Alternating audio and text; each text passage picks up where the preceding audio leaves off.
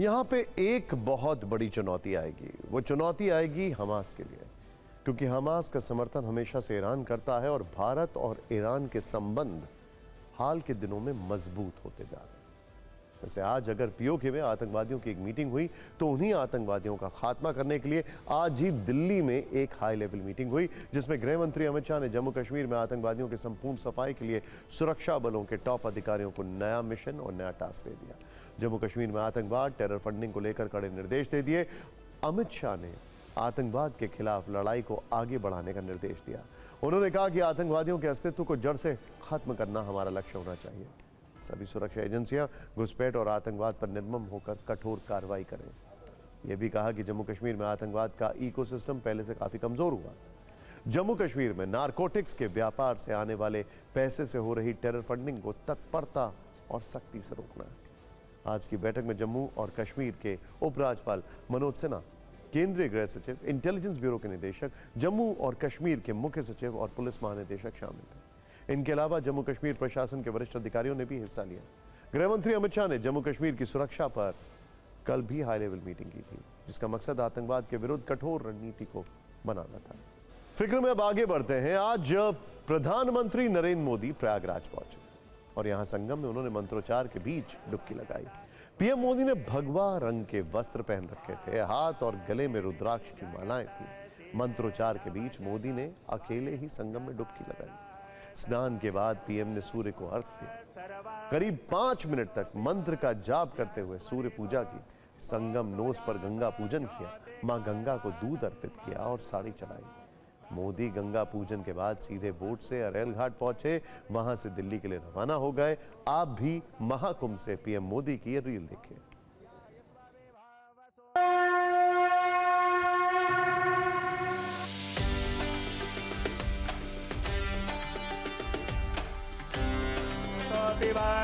यः स्मरेत् संकल्पः ओम गंगे च यमुने चैव गोदावरी सरस्वती नर्मदे सिंधु कावेरी जलेस्मिन् सन्निधिं कुरु।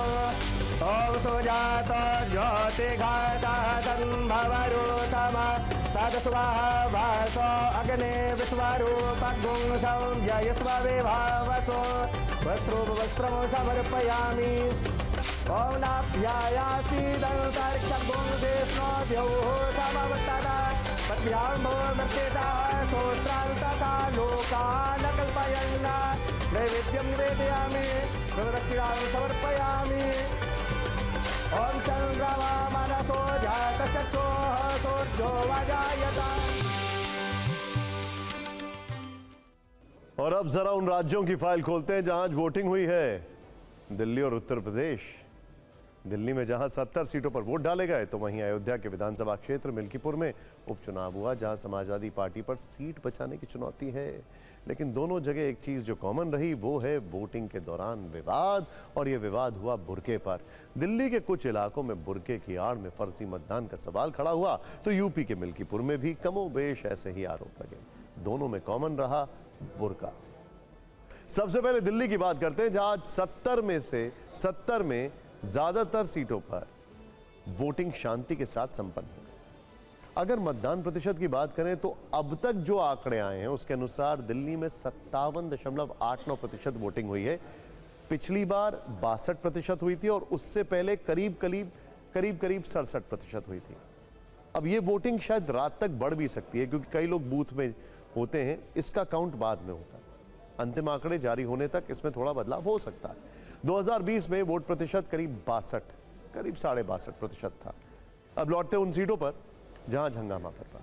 इनमें सीलमपुर का नाम सबसे ऊपर दर्ज हुआ है। सीलमपुर के जाफराबाद में सुबह करीब 11:50 पर बीजेपी उम्मीदवार ने आम आदमी पार्टी उम्मीदवार के खिलाफ फर्जी मतदान का आरोप लगाया।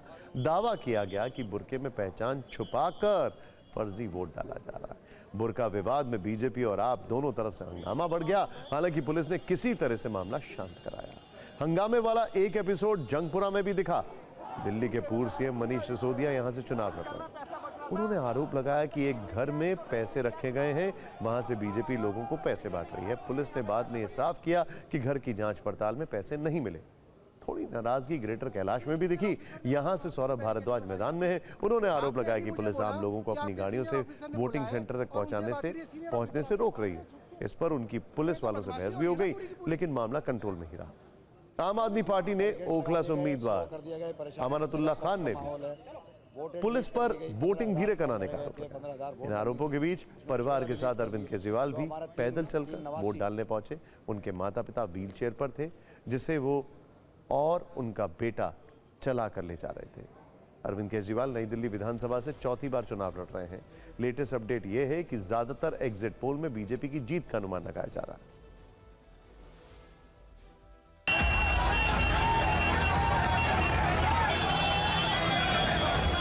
दिल्ली के सीलमपुर इलाके में वोटिंग के दौरान हंगामा देखने को मिला। दरअसल सीलमपुर के इसी आरएन पब्लिक स्कूल के अंदर जिस दौरान वोटिंग हो रही थी, अब से कुछ देर पहले अचानक से बीजेपी के जो उम्मीदवार हैं वो यहाँ पहुंचे और इस पोलिंग सेंटर के अंदर फर्जी वोट का आरोप लगाया गया डालने का, जिसके बाद यहाँ पर आम आदमी पार्टी और साथ ही जो कांग्रेस के कुछ कार्यकर्ता थे वो सभी आमने सामने आ गए और उसके बाद यहाँ पर जमकर हंगामा देखने को मिला।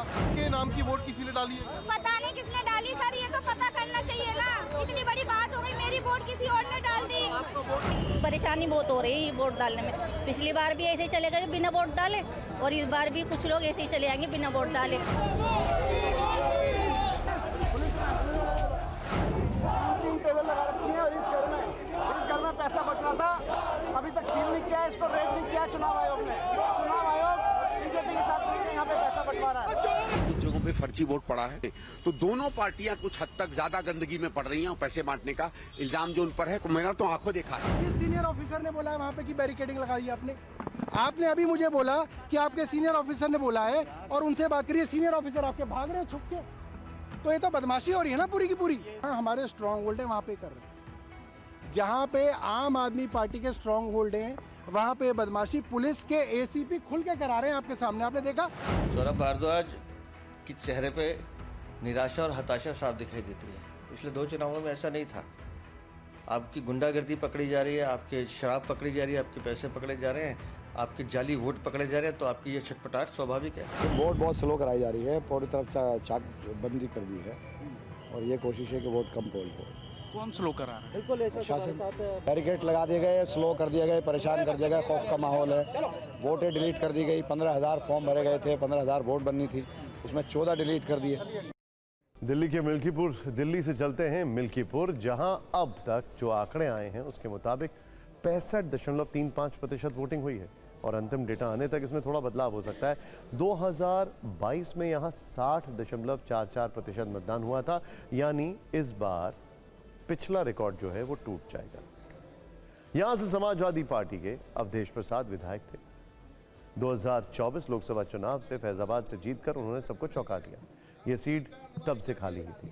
बाद में यूपी की 9 सीटों पर एक साथ उपचुनाव हुए, लेकिन मिल्कीपुर बचा हुआ था।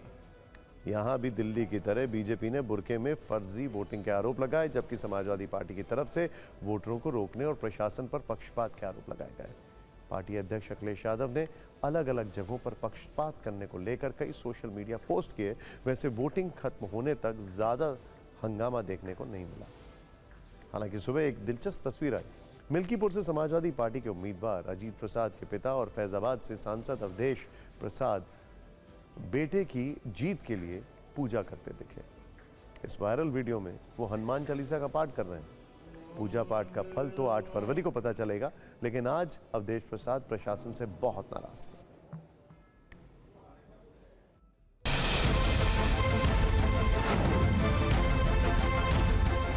लगातार भारतीय जनता पार्टी की बेईमानी, फर्जी मतदान, बूथों की लूट, अफसरों को छूट, पीठासीन अधिकार की मिली भगत, इसके सब के बारे में हम बहुत बोल चुके हैं, कह चुके हैं। भारतीय जनता पार्टी ये दूसरे जिलों के सटे सटाए गुंडे, अपराधी दर्जनों की तादाद में आए हैं हर बूथों पर। के पास कम से कम नहीं तो हजारों में बूथों से फ़ोन आया कि यहाँ गड़बड़ी हो रही है, बूथ लूटे जा रहे हैं और समाजवादी पार्टी के कार्यकर्ताओं को वहाँ से भगाया जा रहा है, एजेंटों को भगाया गया। लगभग 100 से अधिक बूथों से समाजवादी पार्टी के एजेंट हटा दिए गए हैं और उनमें जबरदस्ती मिल करके पीठासीन अधिकारी से फर्जी वोट डलवाने का काम किया जा रहा है। कि वहाँ पर एक व्यक्ति 6 वोट मारा है, कह रहे हैं कि हमने 6 वोट अभी दिए हैं और भाजपा को दिए हैं। अब इसी तो एक एक आदमी जब 6 वोट मारेंगे तो कहाँ से न्याय होगा।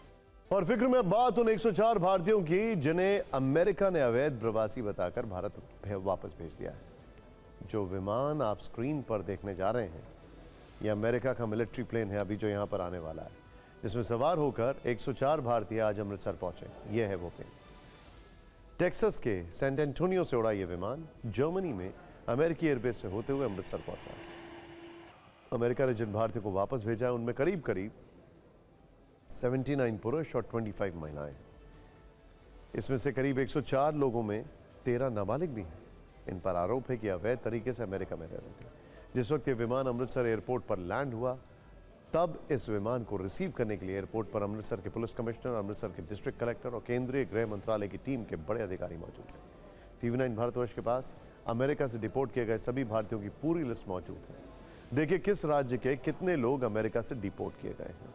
और ये भी पहली बार है जब किसी अमेरिकी सैन्य विमान ने अवैध प्रवासियों को वापस भेजने के लिए इतनी लंबी उड़ान भरी हो। सभी 104 अवैध प्रवासी अमेरिका के C-17 globe master military plane से आए। इस विमान ने 4 फरवरी को सुबह 3 बजे सैन एंटोनियो एयरपोर्ट से उड़ान भरी थी। इस विमान ने जर्मनी में अमेरिकी एयरबेस पर हॉल्ट लिया और प्लेन रिफ्यूल किया गया। आज यानी 5 फरवरी दोपहर करीब 2 बजे अमेरिकी मिलिट्री प्लेन अमृतसर एयरपोर्ट पर लैंड हुआ। 104 अवैध भारतीय प्रवासियों को लेकर यह विमान करीब 35 घंटे में सैन एंटोनियो से अमृतसर पहुंचा। इस विमान में सवार होकर अमेरिकी सेना के 40 जवान भी भारत आए हैं। अब जांच एजेंसियां इन सभी लोगों का पूरा पोर्टफोलियो चेक करेंगी, आखिर किन हालात में इन्हें वापस भेजा गया है। डिपोर्ट किए गए लोग जिन राज्यों से हैं वहां की पुलिस से उनके बारे में जानकारी मांगी गई है। अवैध तरीके से अमेरिका गए इन लोगों का क्रिमिनल बैकग्राउंड चेक किया जा रहा है कि कहीं कोई अपराध के बाद भागकर विदेश तो नहीं गया या फिर वो अपने शहर में वांटेड तो नहीं है। इसकी जांच के बाद भी इन लोगों को सीधे इनके घर नहीं भेजा जाएगा, बल्कि जिस शहर में ये लोग रहते हैं वहां की लोकल पुलिस को हैंडओवर किया जाएगा। लोकल पुलिस अपने साथ इन्हें ले जाएगी और जांच के बाद परिवार को सौंपा जाएगा।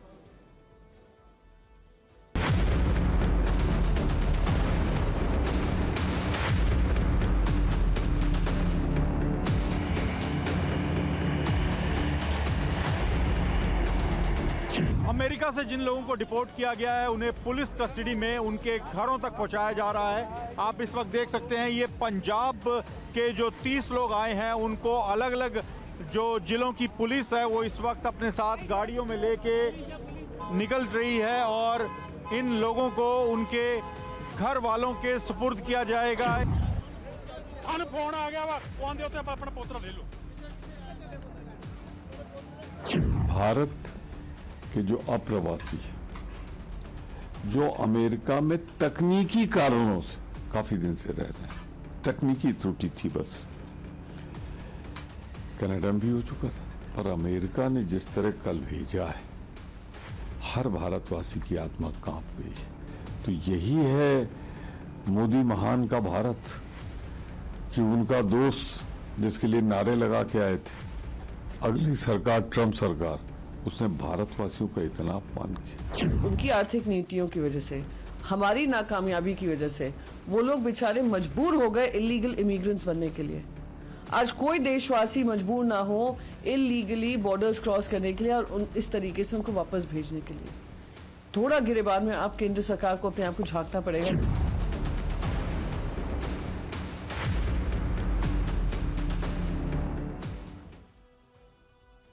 लेकिन आपके मन में यह भी सवाल होगा कि आखिर अमेरिका ने अवैध प्रवासी भारतीयों को मिलिट्री प्लेन से क्यों भेजा। इसके पीछे की वजह यह है कि ट्रंप ने हमेशा ही अवैध प्रवासियों को एलियन और अपराधी कहा है।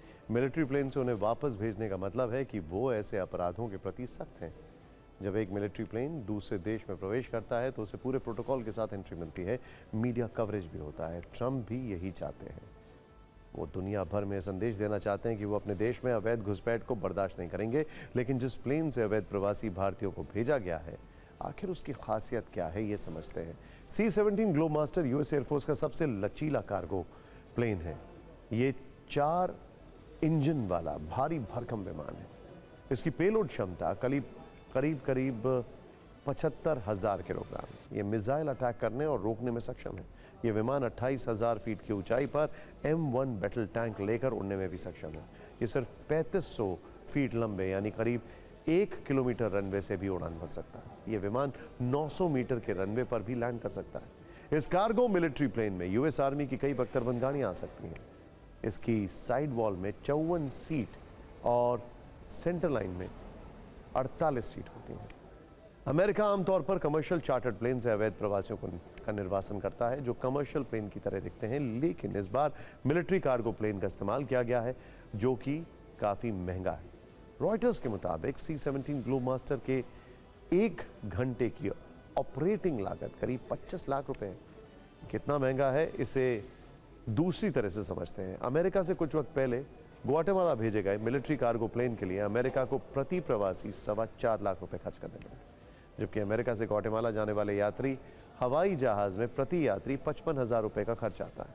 यानी आप खुद अंदाजा लगा सकते हैं कि अमेरिका कितना गुना ज्यादा पैसा अवैध प्रवासियों को भेजने में खर्च कर रहा है। ये वही विमान है, वैसे आपको याद होगा, जिसने अफगानिस्तान में इवैक्यूएशन के दौरान टेक ऑफ किया था और इस पे कई अफगानिस्तान के लोग चढ़े थे और नीचे गिर गए थे। भारत के पास मौजूदा वक्त में 11 C-17 ग्लोबमास्टर हैं, हमने अमेरिका से खरीदे, जिसका इस्तेमाल वो कई बार भारतीयों को विदेशों से निकालने में कर चुका है। वर्ष 2021 में तालिबान की वापसी के बाद इसी विमान के जरिए भारतीयों को अफगानिस्तान से लाया गया था। इसके अलावा वर्ष 2021 में कोविड-19 के संकट में राहत अभियान के लिए C-17 की मदद ली गई थी और अब इसका इस्तेमाल ट्रंप अवैध प्रवासियों को अमेरिका से निकालने के लिए कर रहे हैं।